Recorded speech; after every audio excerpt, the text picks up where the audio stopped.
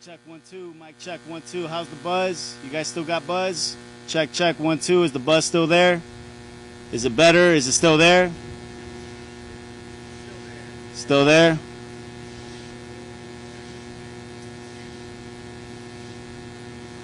But like, if it's not horrible, it's what are we gonna do? Check, 1 2. Mic check, 1 2. It sounds fine from up here, but I don't know how does it sound from me?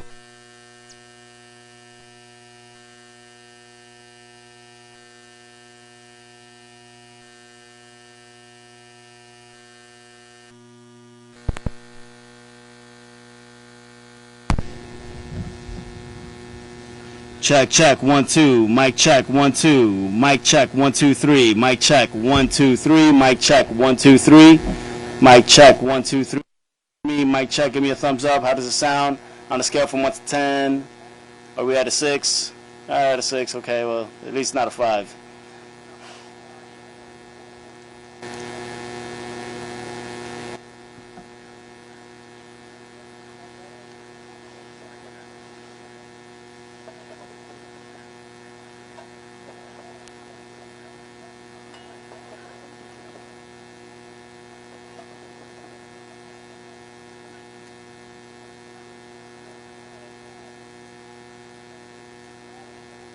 Okay, yeah, the buzz is bad. Has the buzz gotten worse?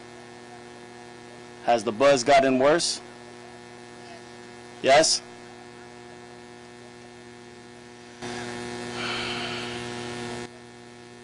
Got it.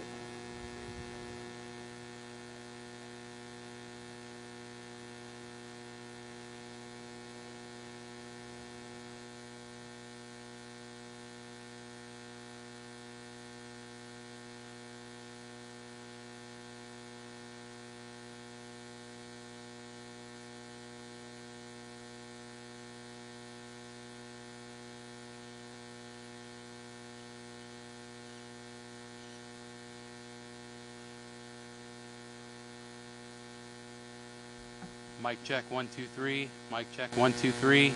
Test. How's it? All right. So we still got the hum over there. Is it? Check, 1 2 3. Test. We're good.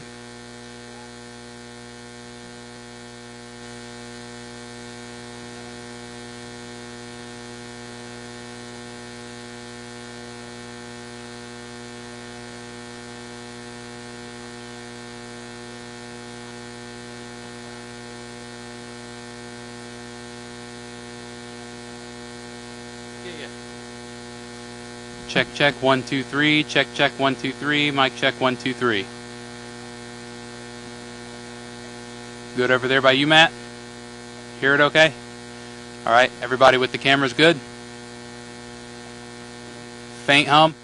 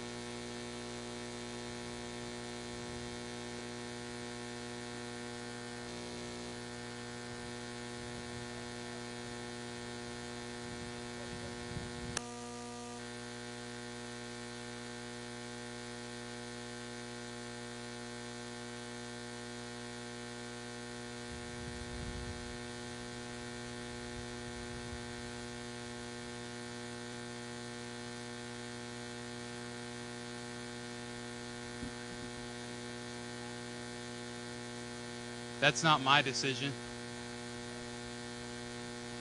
I got you. Real quick, mic check, 1 2 3.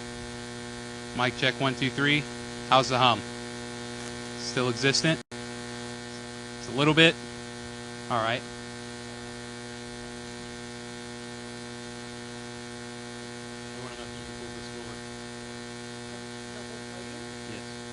Mic check 1 2 3.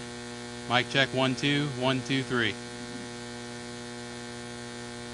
Fingers crossed.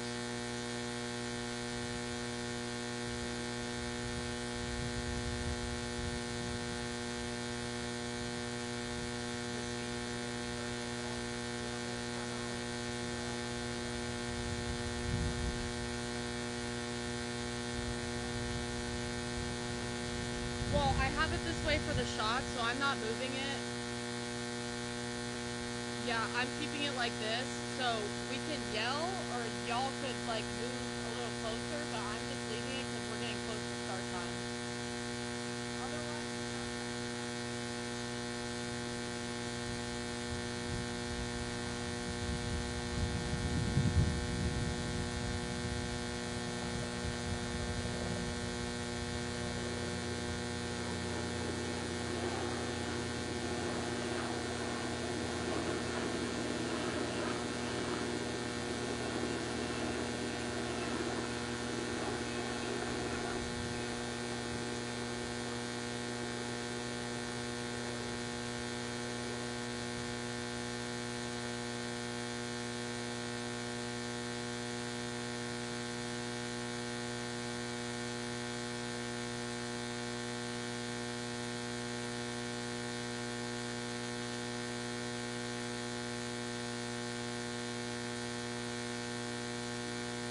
I don't trust myself doing this. Where's the first one?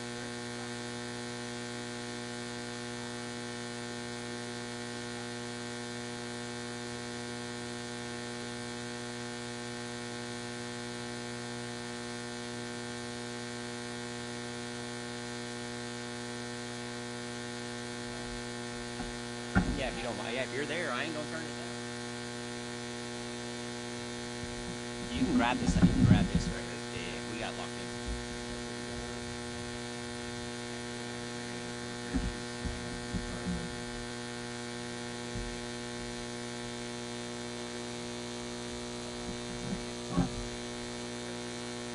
No. No, not yet. I think like maybe like 25-ish. Yeah, that would be my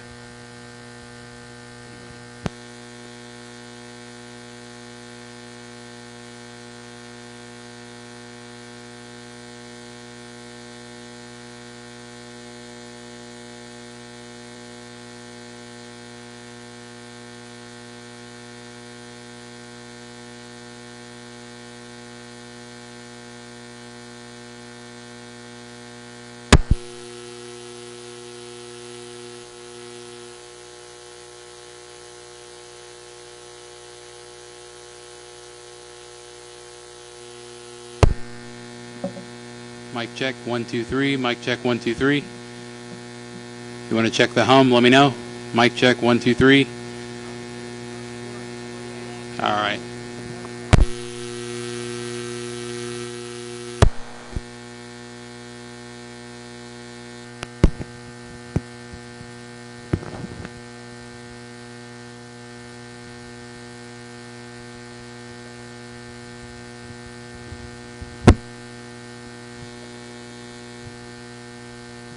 Mic check 1 2 3. Mic check 1 2 3. We're back to about where we were before with the hum. Slight hum. Small hum.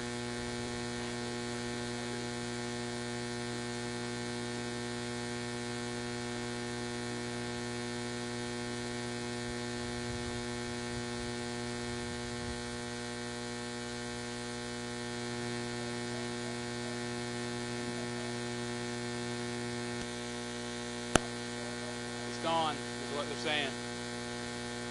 All right. Mic check 1 2 3. Mic check 1 2 3. All right, we're good. All right, nobody touch anything.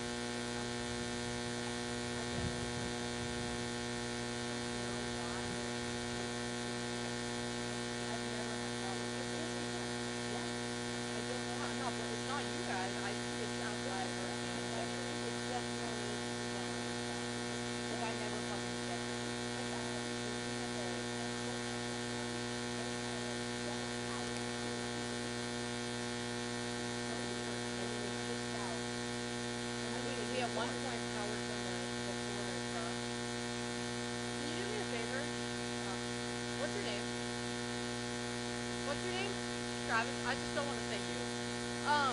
Can you tell me if, can you do me a favor and stand right next to the podium for the talk? I just want to make sure, yeah, I just want to make sure that we can still see ASL.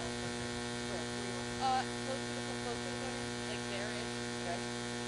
So AF. Good. Now take a step closer to me. Take a step to the right. Still good? Alright, honestly, that's good enough. I'm good with that. Thank you. You want to put tape here? No, she does her little, like, she knows with her feet.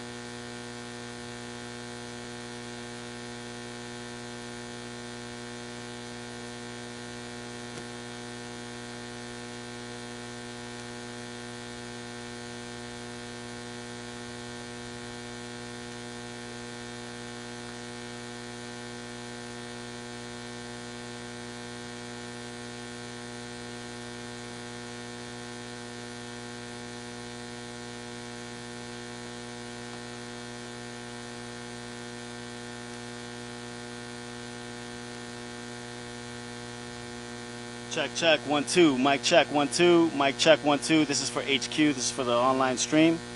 Mic check, 1, 2, 3. Mic check, 1, 2, 3.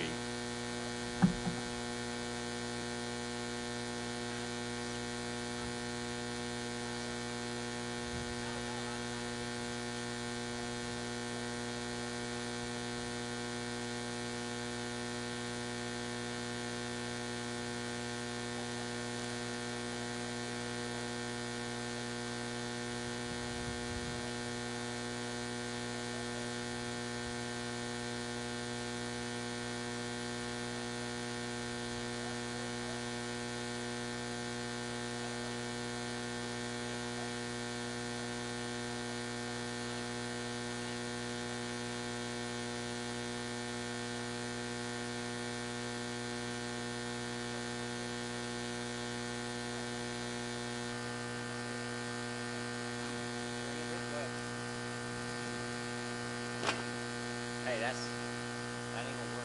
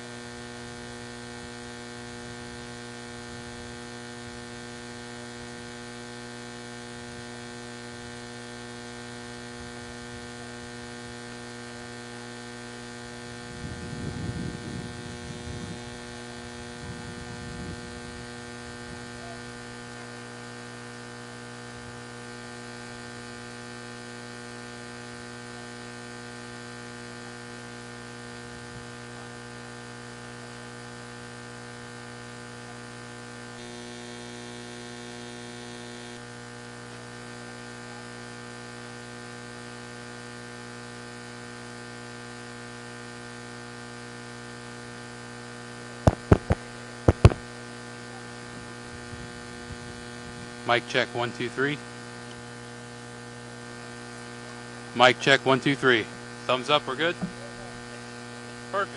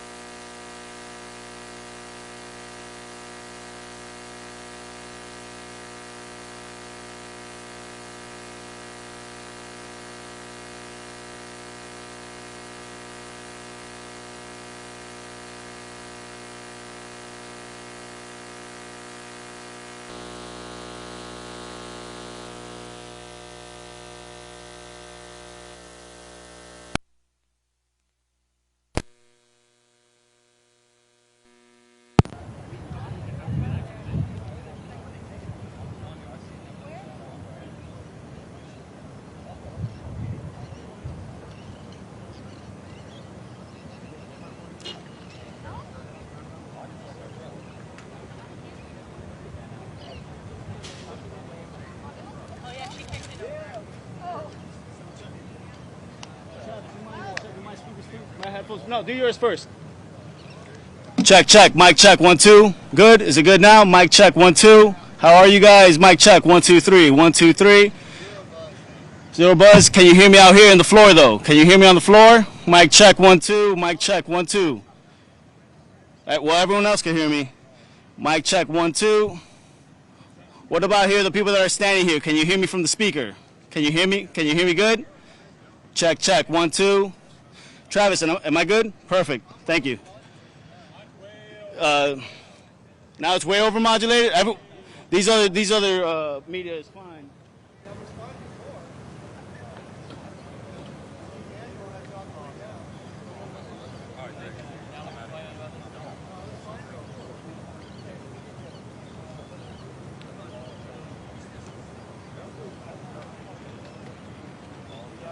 You might need to turn up your volume now. Check, check, 1, 2. Check, check, 1, 2. You're good now? You should be good in the red over there. Check, check, 1, 2. Mic check, 1, 2. Check, check, 1, 2. Mic check. Better, you good? Is it better? Is it good? Good? Fantastic. Thank you guys.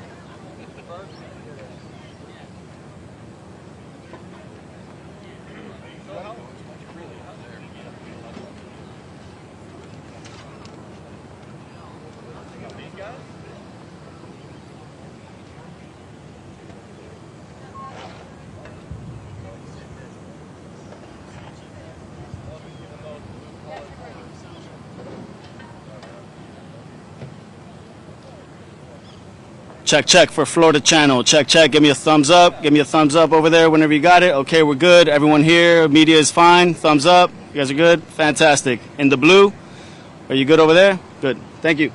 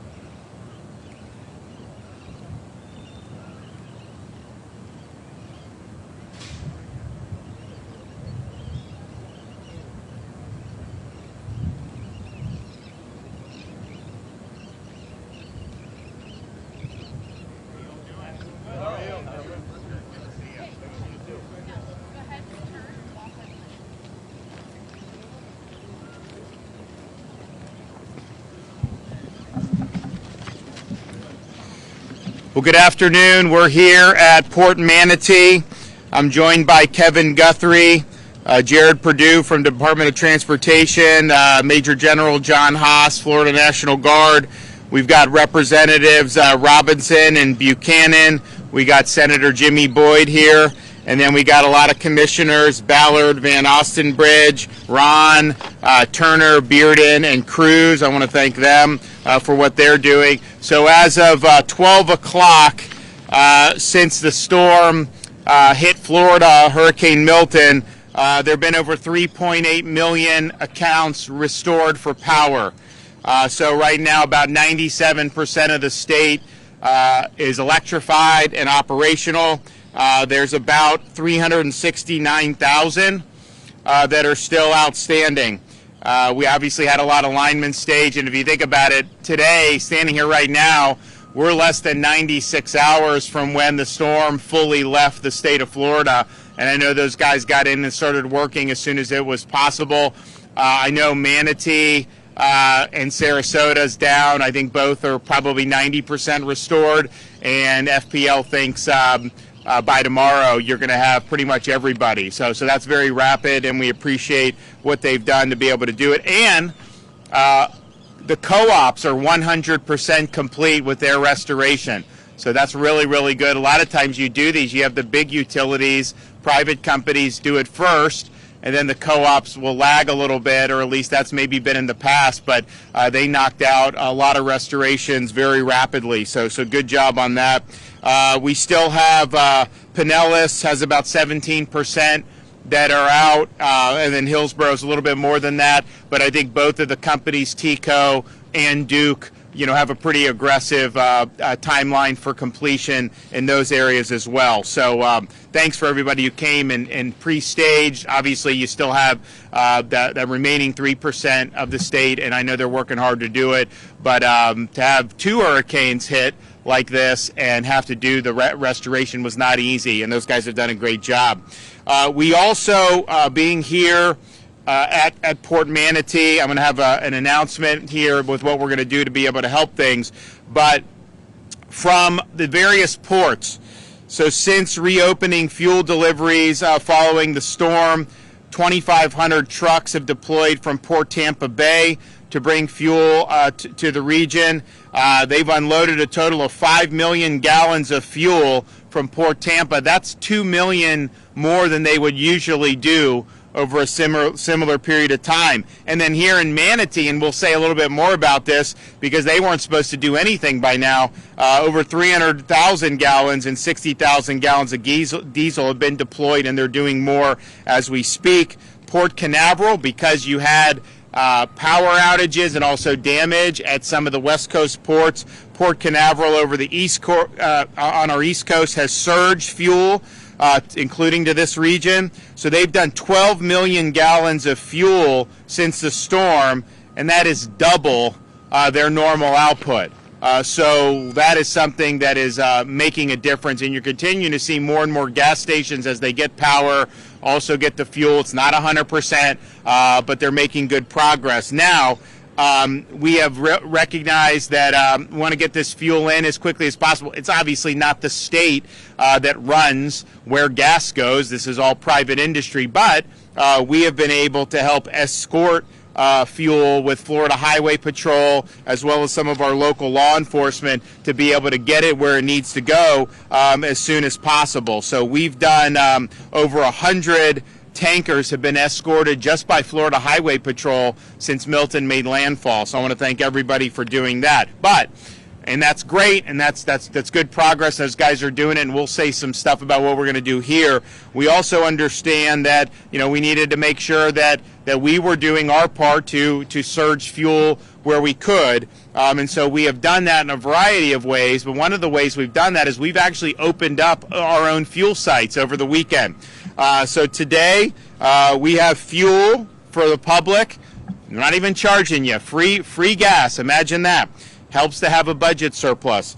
When you have 12 fuel sites at the following, and this is till 7 o'clock tonight: Tropicana Rail Yard in Bradenton, Plant City Stadium in Plant City, Central Lot Parking Lot in St. Pete, South Florida State College, DeSoto Center in Arcadia, Charlotte Sports Park in Port Charlotte, Suncoast Technical College in Northport, St. Pete College, Tarpon Springs, East Bay Raceway in Tampa, Bradenton Motorsports Park in Bradenton, Gulfview Mall in Port Richey, Wiregrass Mall in Wesley Chapel, Largo Mary Grizzle State Office in Largo in Pinellas County. So you can stay updated on fuel distribution sites by going to floridadisaster.org/updates. But you have those two sites, or those 12 sites. So we've deployed, just since Milton hit, over 2.4 million gallons of gas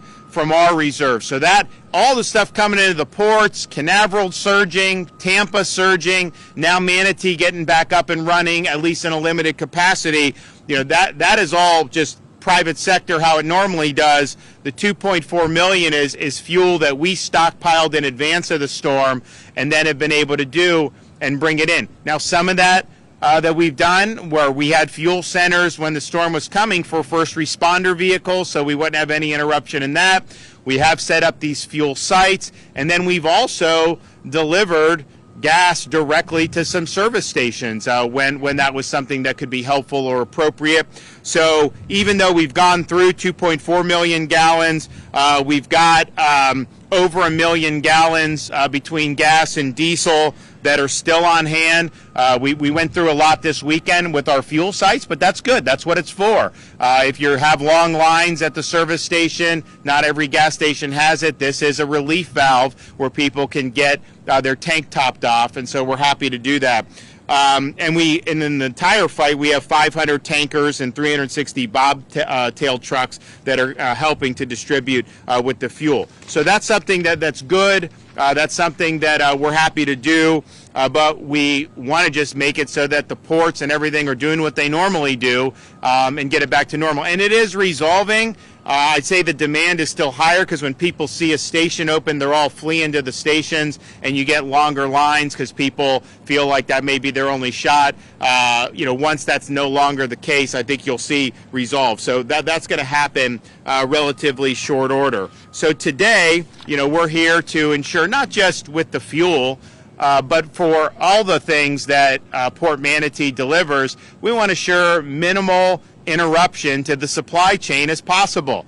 When you have major damage, there just is going to be some interruption. We understand that, but we've worked really hard to be able to help get them on their feet. I know Kevin and his team have been working with the port. I know they've been working with the private sector industry who is here to try to plow a way forward. This port is the primary deep water seaport in Southwest Florida. It handles 400 million gallons of transportation fuel, fruits, vegetables, appliances, construction materials, and wood for distribution across Southwest Florida, but also the greater Southeast. In 2023, Seaport Manatee supported 42,000 U.S. jobs, generated $275 million in state and local revenue, and contributed $7.3 billion in economic value to the economy. And then we had, remember last month, we had this potential strike that was going to drag on, and that would definitely have interrupted our hurricane relief for Hurricane Helene, and then it would have ended up affecting Milton. And Seaport Manatee was willing to step up, support our supply chains as other ports across the state were stopping. And so fortunately, we didn't really have to do much because they resumed work. But that could have been something that would have been really needed to do. So following Hurricane Milton, initial damage assessments indicate potential losses of over $200 million here at Seaport Manatee. Now, a lot of those losses are insured, but some components are not. Damage to the port includes the loss of 10 out of 13 on-site warehouses, 3 of the 10 port-owned docking facilities, as well as damages to their offices. The uninsured losses of the port include repairs needed for 3 damaged berths, new dredging required in state waters, repairs necessary for port security and access systems, and significant damage to the port container yard. Now, our seaports are working to mitigate impacts for any interruption in any of the other ports, and as you saw with Port Canaveral surging fuel, they'll likely continue to do that. But ultimately, we want everybody back full throttle as soon as possible. So, to minimize impacts to Floridians and to ensure Seaport Manatee gets back to full and efficient operations as quickly as possible, I'm today announcing that the state of Florida will provide $9.5 million to jumpstart the recovery and help repair the impacted infrastructure. This investment will include $5.5 million for emergency berth repairs and dredging in state waters, $3.5 million for immediate security needs and access control, and $500,000 to support planning activities for fortifying port infrastructure. The state will also support the port's rebuild in the following ways: by providing subject matter experts and skilled workers from FDOT, by directing the Florida Department of Environmental Protection to expedite permits for the immediate rebuild of port infrastructure, and by managing support from the Florida Division of Emergency Management and navigating the FEMA award process, and by providing personnel from the Florida National Guard to reestablish perimeter security and assisting in repairing the port fence. For every state dollar invested in seaport infrastructure, the expected return on investment for the state is $7. But even beyond that, we want to make sure that our supply chain is strong and that we get the port back to where it needs to be as soon as possible. So we're happy to be able to do this award, and I think it'll make a big difference. And I know there's a lot of other stuff that's going to be going on outside just what the state is doing. Finally, I'll just say, if you need help as an individual Floridian, the best way to do that is our Hope line, 1-833-GET-HOPE, 1-833-GET-HOPE. We've already helped over 5,000 individuals since Milton made landfall, and we've got a lot of organizations that are ready to go and help people when they're in need. And if you include the Hope bus, we've helped over 10,000 individuals with those deployments of the Hope Florida buses. So Hope buses today are located in Hillsborough at Mission Hill Church in Temple Terrace, Pinellas and Tangerine Plaza in St. Pete, and another one in Pinellas at Largo at Botanical Gardens on Almerton Road. So thank you for doing that. We also have Hope Florida teams in Zephyr Hills, Ellington, and St. Pete to support impacted communities. So I appreciate everybody for what they're doing. Those who have asked, how can I help? Well, one way you can help is the Florida Disaster Fund. So if you want to make a tax-deductible contribution, you can go to floridadisasterfund.org. This will be for both Helene and Milton relief needs, and for victims of either of those storms, or both in some cases. So far, there's been $12.2 million raised in support of both efforts.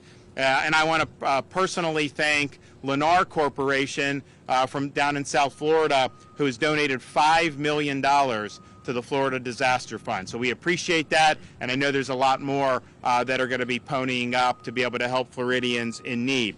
So we're going to hear from some other folks, starting with Kevin Guthrie. But before we do that, I think I actually have a check, and we will go ahead and present. So you want to come up here from the port?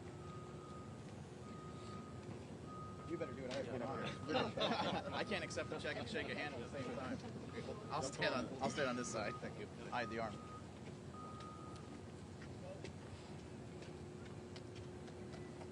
All right, congratulations.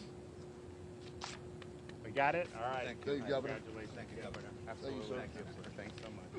Thank you. All right. We'll start with Kevin Guthrie. Hello, everyone. I'm proud of the quick, efficient work that has been done under the governor's leadership and for the partnership between our agencies as we continue to collaborate to support our residents and our businesses and our industries in their need of time, or in their time of need. Today, we are proud to announce, under the leadership of Governor DeSantis, the $3.5 million for immediate security needs and access control of Seaport Manatee. This will assist the port in navigating FEMA projects that are outside the scope of these awards. And what I mean by that is many of the awards here might be FEMA eligible, but some will not be FEMA eligible. So this will help on those that are not FEMA eligible.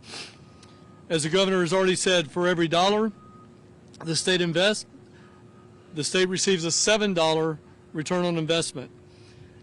I'm also have been directed by the governor to help remove as much red tape and bureaucracy as possible, so I'm going to designate my Deputy Executive Director, Stephanie Haupt, as your single point of contact in expediting any issues here at the port.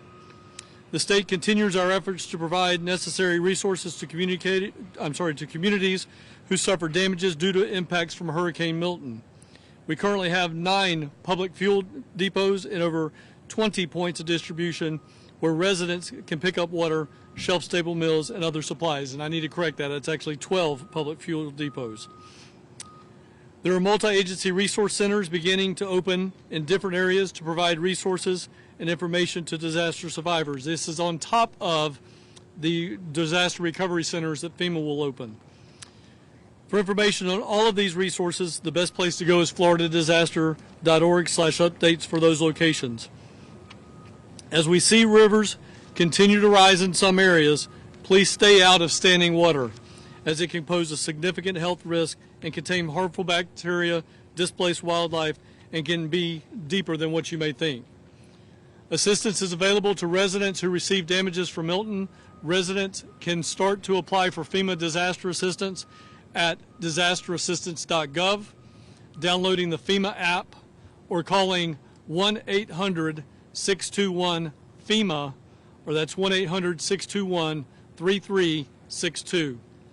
Please make sure that if you are applying for Milton, you keep this application separate from applying for Helene or Debbie. Again, I think it's very, very important for residents to know, we cannot say this enough, if you're in your Helene recovery with FEMA, talk only about Helene. When you're in Debbie, only talk about Debbie.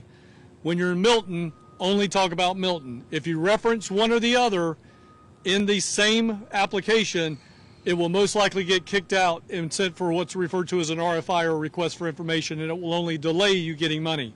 So again, keep them separate, talk about them as individual storms, not as holistic storms. If you have received some significant flood damage, ensure that your electricity is off and that you're wearing appropriate safety gear while you're doing that repair around your home. More information on mucking and gutting is available at Florida's Hurricane Guide section in floridadisaster.org/guide. Some safety recovery tips. Please remember that all of these recovery fatalities are 100% preventable. So please make sure that you exercise generator safety, that you use safety gear when you're doing debris cleanup. And then again, if you have no business doing any of the cleanup because of your age or some type of disability, please call us. We will send a volunteer organization to you to help you out. It can be done through it can be done through Hope Florida. It can be done by calling 1-833-GET-HOPE. It can also be done by calling Crisis Cleanup at 844-965-1386. Remember, volunteer organizations are free. They will not charge you. If anybody is out there trying to charge you and says they need cash up front, tell them to beat feet. Get out of there. They are not doing anything that's going to help you. They're going to try to take advantage of you. Before you hire anyone, you also can check that person's contractor license at myfloridalicense.com. Again, the state assistance information line is open up 24 hours a day. That's 1-800-342-3557. That's 1-800-342-3557. There are English, Spanish, and Haitian Creole speakers available for you. Now, I know I've given out a lot of links and a lot of information today, but again, I'll recap the biggest things that you need to know. floridadisaster.org/updates. They could go and get all of the information. The best way to get it, and for the up-to-the-minute information, is to follow us at FLSERT on Facebook, on Instagram and X, and then at FDEM on Facebook. Again, thank you, Governor, for your continued leadership, and for the agency heads that are here, again, thank you for your collaboration and support as well. Okay. Governor. Thank you, Governor, and good afternoon. Really proud of what we've been able to accomplish thus far. FDOT has been working around the clock since before Hurricane Milton made landfall to get our communities recovered and back to normal. Really appreciate the governor's leadership and the partnership with the Division of Emergency Management, the Florida National Guard, and all the other state agencies that have marshaled every available resource to get people back to normal. We at FDOT have been working diligently to restore all of the transportation infrastructure within our communities. Our bridge inspectors have completed inspections on over 2,400 local and state bridges since Milton made landfall. 97% of our traffic signals are back operational. We still have a few left that we need to work on that sustained pretty significant damage, but we've deployed over 500 generators to supply power to traffic signals so that people can move around while power is being restored. Within 24 hours of landfall, our cut and toss crews cleared 100% of state roads, totaling over 12,000 miles. Now we are transitioning our efforts, our focus, and our energy to debris removal. And again, the governor has shown really strong leadership here in making sure we're bringing the resources to the table to get the debris removed. Picking up debris after a storm is a big part of getting our communities back to normal. We at FDOT are very committed to that. Also yesterday, the governor announced he was marshaling 2,800 personnel across FDOT, the Florida National Guard, the Florida State Guard, to an urban search and rescue to come in and remove debris, have a 24/7 operation so that we can optimize and capitalize off of the 90-day 100% reimbursement window. This is a team effort with our counties and local governments and municipalities. I'm calling on all of you, please mobilize, activate your contractors and debris vendors. This is your opportunity to do it. Counties and local governments are responsible for debris on local roads. Because of the governor's leadership and thanks to Kevin Guthrie, you have 90 days of 100% reimbursement. Let's get it going. And also really appreciate DEM rolling out the new tool to collect data based on debris removal and update that in a portal so that we can see transparency and see the progress on the debris that's being picked up.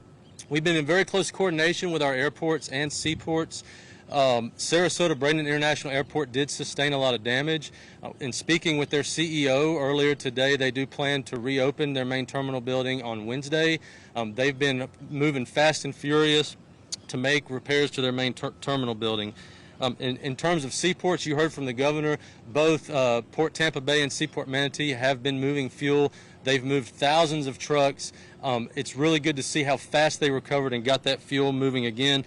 But as you heard here at Seaport Manatee specifically, they sustained an estimated $200 million plus in damage from Hurricane Milton. It's something very difficult to recover from. Our seaports are absolutely vital to our communities, not only moving fuel into our communities, but also with construction materials to help them recover, and also perishables and vegetables and the things you get in the grocery store. So it's absolutely paramount that we get our seaports back up and running as quickly as possible, which is why I'm really thankful for the governor's leadership. We're here today to announce $9.5 million to do just that.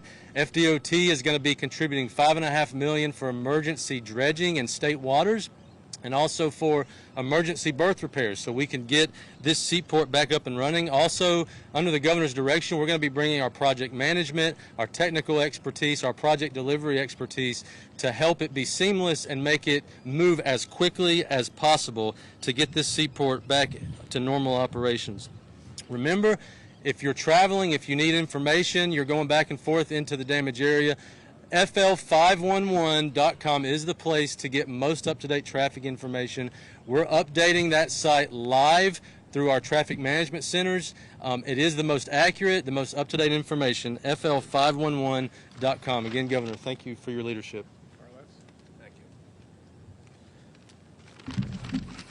Good afternoon, and I really appreciate you all being here, and particularly to the governor in the state of Florida and my Port Authority, for their support in rebuilding the sport bigger and better in the coming years. And that's not a choice, that's a mandate. It's a mandate because of the growing population of Florida and our region in particular. Those supplies, fuel and food need to come through here. They need to come through Florida ports. And this support from the state will help us accelerate that to make sure that we're not getting our supplies from other states where those tractor trailers having to go right through Florida just to get us those basic supplies. Just to give you an example, The Port Authority yesterday and our chairman, Kevin Van Ostenbridge, were really instrumental in getting the fuel flowing. You know, we had a dead terminal. As the governor said, we don't own the terminal. It's a private terminal, but the county was instrumental and emergency management of the county in getting them running quickly, to the extent that we even supplied pumps, water pumps, to de-water their containment ponds to get that fuel flowing.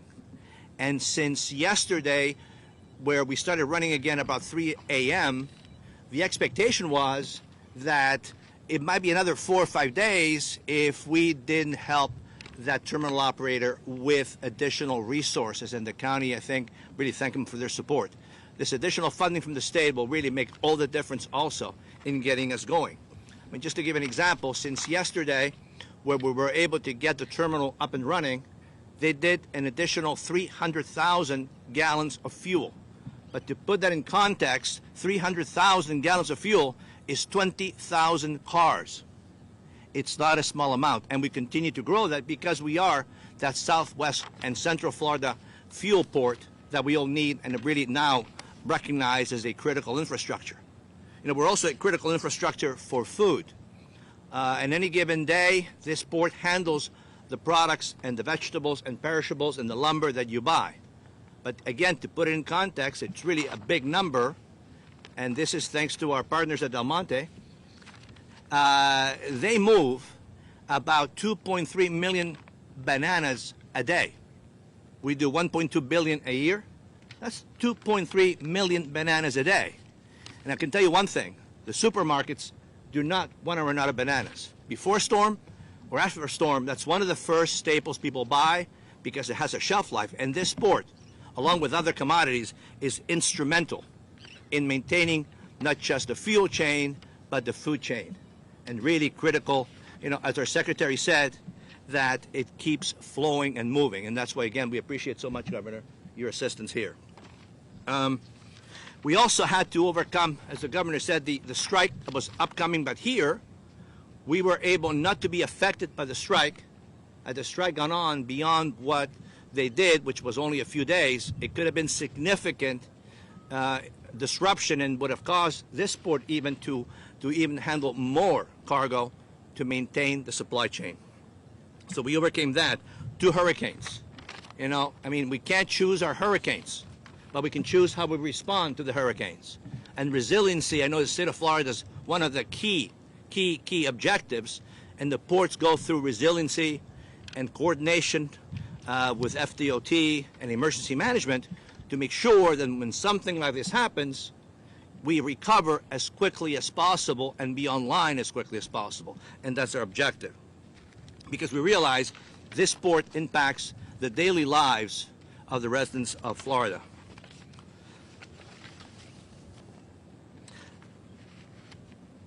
You know, again, the port is operating almost normal. The fuel is flowing. The perishables are coming on, and the team effort that was made between the county, the county commission, and the Port Authority was really instrumental.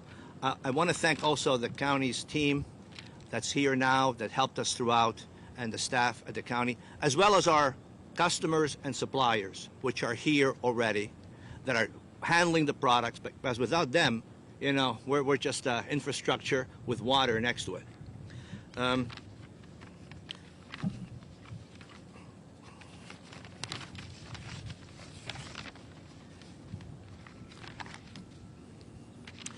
I believe with this support from the government and the state of Florida, we'll be able to resume full operations shortly. We have some contingency plans. But again, we're only as good as the support of the leaders that have us. I would like for a few seconds to call up our chairman, Kevin Van Ostenbridge, to say a few words of what he personally did with the fuel to get it going again.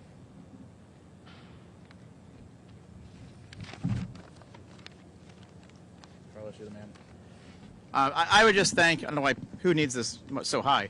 I would thank the governor, his team, Secretary Perdue, Kevin Guthrie, and the county level, Jody Fisk, Courtney DePaul, Charlie Bishop, North River Fire. We even had a hazmat unit out here at one point. Everybody was all hands on deck, all of these folks and their teams of people below them. who helped to get us back online. We were told 5 days was the timeline to get fuel going again, and with a collaborative effort of the state and the county and the port and fire, we had fuel flowing in 18 hours. And I'm incredibly proud of all of them. They did a fantastic job. Carlos's team as well. I mean, this port looks nothing like it did Friday when I first rolled out here. They've done a tremendous job, and we have the absolute best governor in the entire country. I cannot thank the governor enough. Coming in here with a check already, we're only a few hours into this, and he's already here with a check and helping us with security and helping us with dredging and all of the essentials that we need to get the port moving and get it back to full capacity. Thank you so much, Governor DeSantis. Thank you. And we're happy to help. We've also, so since Milton, we've responded to requests in Manatee.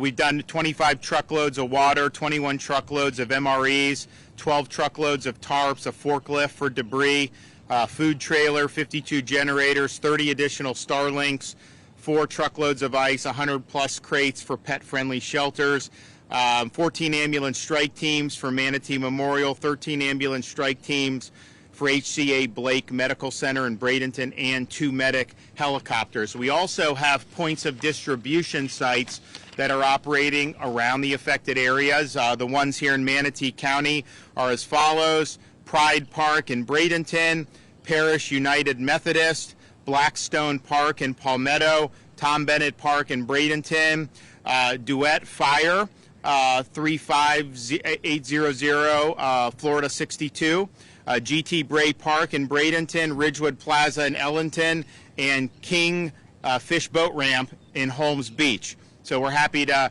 work those pods. Obviously, as electricity has come back, I saw seemed like most of the stores when we were driving up here were on. You know, as you start to have all that stuff available, there'll be less need for pods, but we're happy to provide those pods in the intervening period, and we want everybody to get back up on their feet. But this will be good for the port. What we've done today, $9.5 million, we're happy to do that.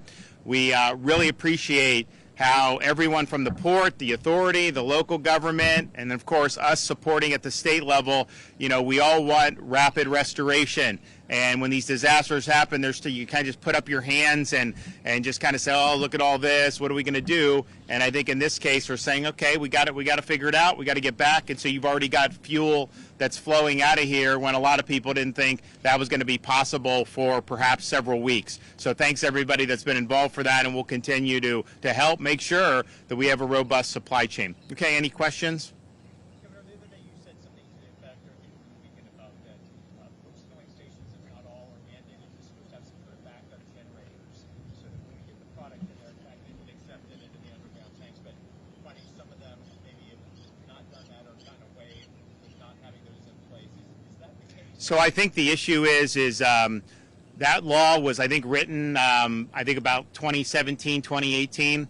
And I think that it was written in a way that if you want to conduct your operations to not be covered by that, you can. So I think there's a lot of them that aren't, they're in kind of like a loophole. They've made it that way, and so they've done it. Now there's others that did do generators. Kevin provided some generators for some who asked, but there were definitely some who didn't. Now, you know, you do these situations. I mean, there were people even in Sarasota and Manatee who got power back, you know, within 24 hours. Some of the stores did. I mean, I was at the Raleigh station. I think it was on the Friday after the storm. We were at Raleigh. Wawa was not, but Raleigh was. Now I think all the Wawas are open. So I don't think it was that they were violating it. I think probably they were nestled into a loophole on that, and that was just kind of the way that the law was written. We're going to look at that. Now that was before I was governor. We'll look at that and see kind of, you know, if anything needs to be addressed. But my sense is I think some of these stations, they reckon, because we pre-stage all these linemen, they're probably not going to be out for 2-3 weeks like maybe in the past, and so I think they think it's cheaper to maybe just kind of wait, you know, because sometimes 24, 48, even, you know, now we're like I said, less than 96 hours from the storm leaving the state, and you're now down to about 10% out in Manatee, maybe a little bit more than that, and a little less than 10% in Sarasota. And this is kind of like the main places that suffered the most significant direct impacts of the storm. That was going to be my question, but first of all, kudos to everyone involved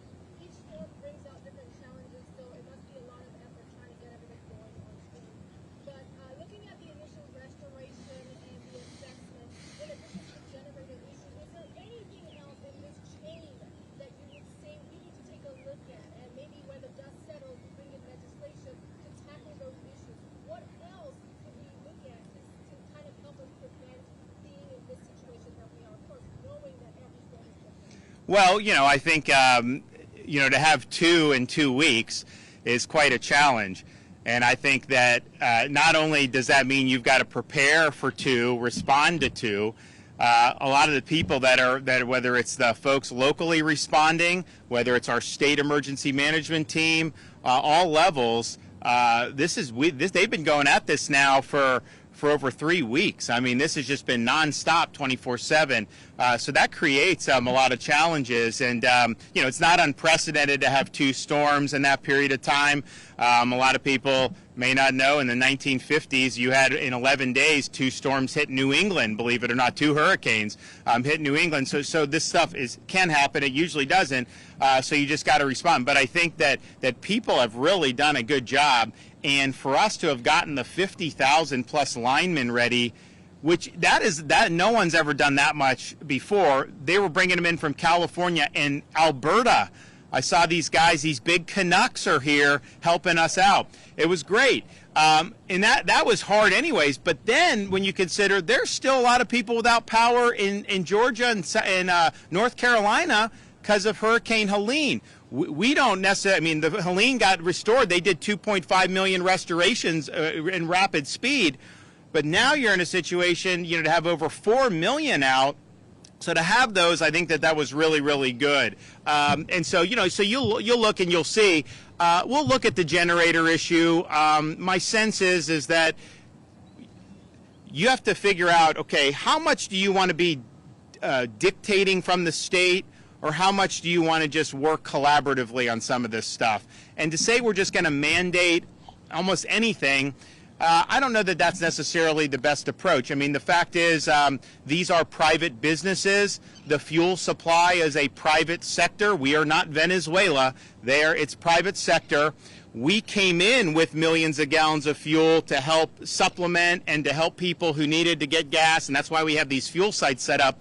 But, we just have to be careful before we're saying do this or do that. So we'll look at it. We'll see with the generator issue on the fuel. I know that the goal was to have those. We were willing to provide more generators, but I think the issue was, I think a lot of the gas stations were talking to the power companies, and they were within 48 hours was the timeline anyway. So by the time you bring a generator, you have to hook everything up, and that, your lights can end up just coming on automatically as well. But yes, we will look at the generator issue.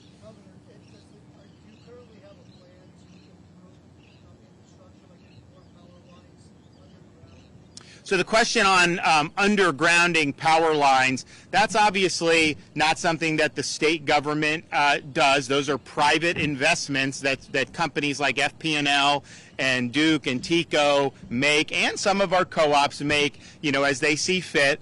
It is true on some of these storms, undergrounding lines may have less interruptions. That's not always true, but certainly with wind damage, it can be beneficial. But it's also the case if a company does a big capital project to invest in that, you may see that reflected in your rates going up a little bit. And so not everyone wants to see that. So it's kind of making the decision, do they want to propose that? And then are their customers wanting to pay for it?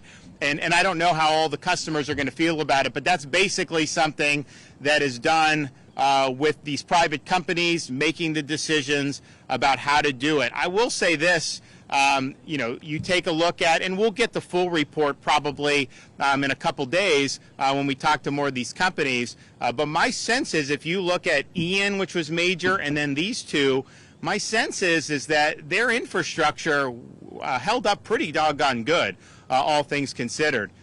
You didn't see the same thing happen in some of these places in North Carolina. And I think it's just because in Florida there is an emphasis on making our infrastructure resilient, knowing we're going to face challenges, and we can't predict what's going to happen, but we know it will happen at some point. And to do that, so these things are built, the substations are raised. We did tiger dams in some areas. I know we did in St. Pete. I don't think it had any water with that. So you're putting tiger dams around some of the substations. I know we did the hospital in Helene with Manatee, and that worked too. So I think there's a lot of different approaches, but they have done more undergrounding in the last 20 years. That's not necessarily, I don't think the goal for them, and you'd have to ask each individual company, I don't think their goal is to necessarily have all underground, but when appropriate, I think they've done it. But it does cost money to do, and so if they're assuming those costs, most likely they would try to pass that on in the form of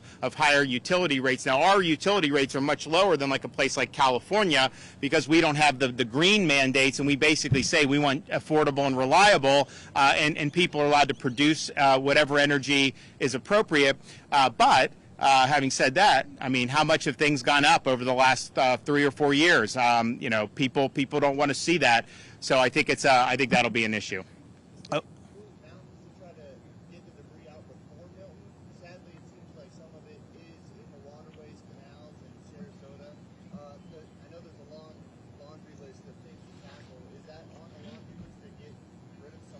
We usually, when we do storms, the run-of-the-mill debris, that's under local contract, county contract, and due. Now, we came in and helped in kind of an emergency situation pre-Milton because we were concerned with the Helene debris, but we did over 40,000 cubic yards in 72 hours working around the clock. So it shows this can be done first. But even with that, even with us usually recognizing this is a local function, the state has helped with marine debris removal. And so we'll continue to help with marine debris removal. I know, Kevin, you guys are working in North Florida too. It's already under contract in Sarasota. The contractor's on site. So you're already in contract in Sarasota. Contractors on site, and we'll be doing that. And so that's great. And then I announced yesterday this additional push for debris. We're going to be putting in some of our assets, National Guard. We're putting in FDOT when appropriate. I mean, FDOT's got to build roads, and they have a lot of ongoing projects, so we don't want to stop that. We want to keep that going because we need that, and Florida needs that. But if I have some guardsmen, some of these engineering battalions that can help clear the debris, we can even use our state guard, some of our other state assets that can be used to take advantage of this 90 days. We're going to do it. We're also setting up now a debris removal portal that people can go look and see how much has your city removed in debris, how much has your county removed in debris, and you can chart that progress. Because I think that from a financial perspective, you want to get it done in 90 days if at all possible. Look, some hurricanes, it may not be physically possible, but I could say in almost every hurricane I've seen around the country, the debris takes longer than it should. And that's partially because of bureaucracy, part of because, you know, if the debris is just sitting there, there's other problems people look at. I get it. But we got 100% reimbursement that was approved by the president. We got to take advantage of that, and the sooner we do it, the better it'll be financially, and then the better it is for everybody. Great quality of life. You're going to have people, they're going to be coming down here soon. They're going to be able to see, you go out, we were just at Bradenton Beach, some of these other areas, they got hit twice. You know, let's move to get that debris out of there. And then it's going to be a great place to go in no time. Like there will be a very quick bounce back. I feel that. But I think this debris. So water debris, yes. Sarasota, we're already on it. And then we're going to be doing more on other debris because we know it's important. Okay, thanks, everybody. Thanks, guys. Oh, okay. Okay. Oh, over here? Not long enough.